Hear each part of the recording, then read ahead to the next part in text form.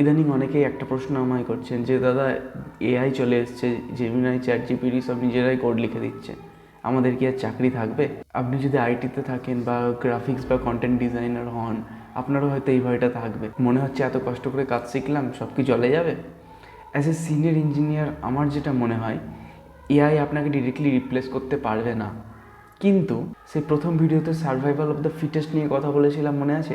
সেই একইভাবে আমাদের ডাইনোসর হলে চলবে না, আমাদের ইঁদুর বা আরশোলার মতো অ্যাডাপ্টেবল হতে হবে। পরিস্থিতি বদলালে নিজেদেরকেও বদলাতে হবে। যারা সেই আগের নিয়মে গতানুগতিকভাবে কাজ করে যাচ্ছেন তারা কিন্তু অবশ্যই বিপদে আছেন। আমাদেরকে স্মার্টলি এআইকে অ্যাডাপ্ট করতে হবে। দেখুন, অনেকেই বলছেন এআই শুধুমাত্র সিনট্যাক্স জানে, কিন্তু এটা সম্পূর্ণ ভুল। 2026-এ দাঁড়িয়ে এআই লজিকেও খুব ভালো। লিড কোডের যে কোনো প্রবলেম এআই নিমেষে সলভ করে দিচ্ছে। তাহলে এআই সিনট্যাক্সও জানে, লজিকও জানে, তাহলে আমাদের কিসের দরকার? উত্তরটা হলো কনটেক্সট। ধরুন গুগল ম্যাপ জানে কোন রাস্তায় গেলে আপনি সব থেকে দ্রুত কোনো একটা ডেস্টিনেশনে পৌঁছতে পারবেন, কিন্তু গুগল ম্যাপ এটা জানে না ওই রাস্তায় এখন জল জমে আছে কিনা, ওই রাস্তায় এখন কোনো ঝামেলা চলছে কিনা। এটাই হলো কনটেক্সট। কোডিংয়ের ক্ষেত্রেও তাই। এআই তো আপনার কোড লিখে দেবে, কিন্তু সেই কোডটা আপনার সিস্টেমের সঙ্গে কম্প্যাটেবল কিনা অথবা ইউজারের জন্য কতটা সেফ, সেটা কিন্তু আপনাকেই ডিসাইড করতে হবে। এআই হচ্ছে একটা সুপার স্মার্ট জুনিয়র ডেভেলপারের মতো, যে আপনার কাজ তো সব করে দেবে, কিন্তু সেই কাজটা আপনি প্রোডাকশানে কতটা ফেলবেন সেটা আপনাকে ডিসাইড করতে হবে। আমি নিজেরই একটা এক্সাম্পল দিই, খুব রিসেন্ট। আমি খুব বেশি টেকনিক্যালে যাবো না, কমপ্লিট ফিচার না আমাদের প্রয়োজন ছিল না, এআইকে আমি বলেছিলাম যে ভাই এটাকে পুরোপুরি রিমুভ করে দাও। তো খুব সুন্দরভাবে পুরো কাজটা করেছিল, কিন্তু একটা ছোট্ট মিস্টেক করে ফেলেছিল, ঠিক আছে, ওয়ান লাইনার মিস্টেক। ওই ওয়ান লাইনার মিস্টেকের জন্য না আমাদের প্রায় $1 মিলিয়ন লস হতো কোম্পানির।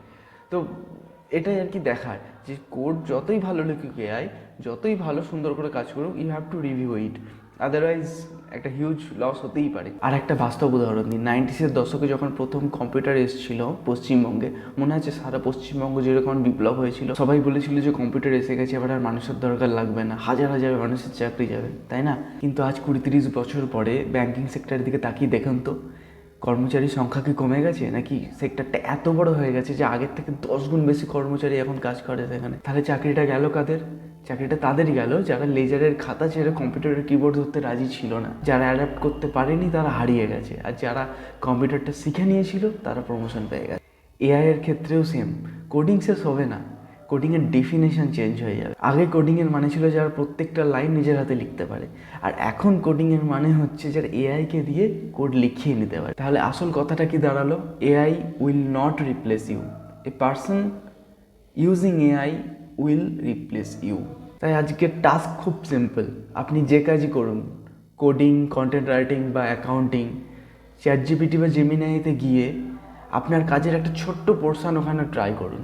এআইকে শত্রু না ভেবে যদি আমরা অ্যাসিস্ট্যান্ট বানাতে পারি, তবেই আমরা অ্যাকচুয়াল ফিটেস্ট হব। আপনি তাহলে এআই নিয়ে এক্সাইটেড নাকি স্কেয়ার্ড? নিচে কমেন্টে জানান। দেখা হচ্ছে পরের ভিডিওতে, ততক্ষণ অ্যাডাপ্ট করুন, সার্ভাইভ করুন। Thank you.